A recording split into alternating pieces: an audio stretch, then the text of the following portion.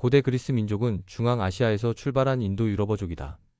키클라데스 문명과 크레타 문명을 거쳐 미케네 문명을 형성하는 과정에서 다양성이 혼재된다. 기원전 1100년경 도리아인들은 그리스 본토의 남하에 미케네 문명의 자취를 지어버린다. 문헌자료가 거의 모두 사라지며 기원전 800년까지 암흑시대가 이어진다.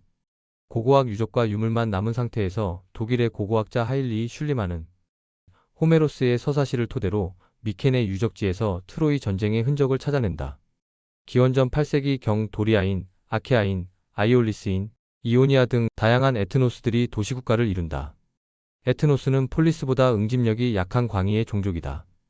호메로스의 서사시 일리아스와 오디세이아, 헤시오도스의 신들의 계보와 일과 나날은 구전으로 내려온 그리스의 신화를 투영시켜 그리스 민족의 일원성을 강조한다. 그리스 문화와 종교적 맥락에서 신화를 기록한 호메로스와 헤시오도스는 자신의 작품에 그리스 사회의 신화적 사고를 반영시킨다. 비격식의 어조와 서술이 돋보이는 호메로스의 서사시가 드라마틱한 반면 격조 있는 표현으로 현실적이고 인간 중심적인 주제를 다룬 헤시오도스의 스타일은 중후하다. 호메로스와 헤시오도스는 신화를 기록할 때 자신의 해석을 많이 가미하지 않고 구전된 이야기를 비교적 그대로 담아낸다. 호메로스의 작품에서 신들은 인간처럼 감정을 가지고 있기에 화를 내거나 기뻐하며 인간 세계에 적극적으로 개입하여 인간의 운명에 영향을 미친다. 영웅들 역시 자신의 운명을 피할 수 없는 것으로 여겨 이를 받아들이고 영웅적 행위를 통해 운명을 헤쳐나간다.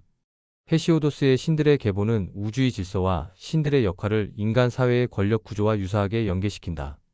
일과 나날에서 헤시오도스가 언급한 황금시대, 은혜시대, 청동의 시대, 영웅의 시대는 신화에 해당하고 철의 시대는 인간이 살아가는 시공간이다.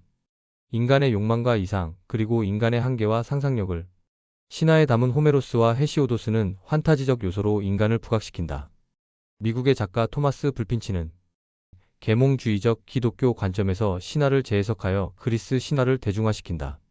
인간의 의지에 바탕하여 인간의 욕망과 이상을 다룬 호메로스와 헤시오도스와 달리 불핀치는 신의 의지에 근거하여 인간의 한계를 강조한다.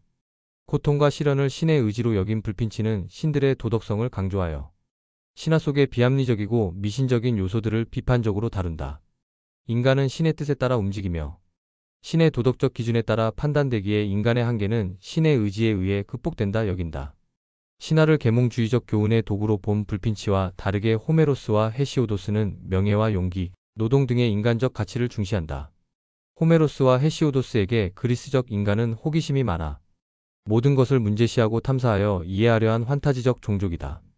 지중해의 밝은 햇빛에 모든 사물이 확연히 드러나자 구름 속의 신화는 명칭성이 뚜렷한 그리스 철학으로 바뀐다. 신들의 권위에 도전한 그리스적 인간은 자연과학과 윤리학, 수학, 정치철학, 형이상학, 신학, 미학을 체계적 관념으로 통합시킨다.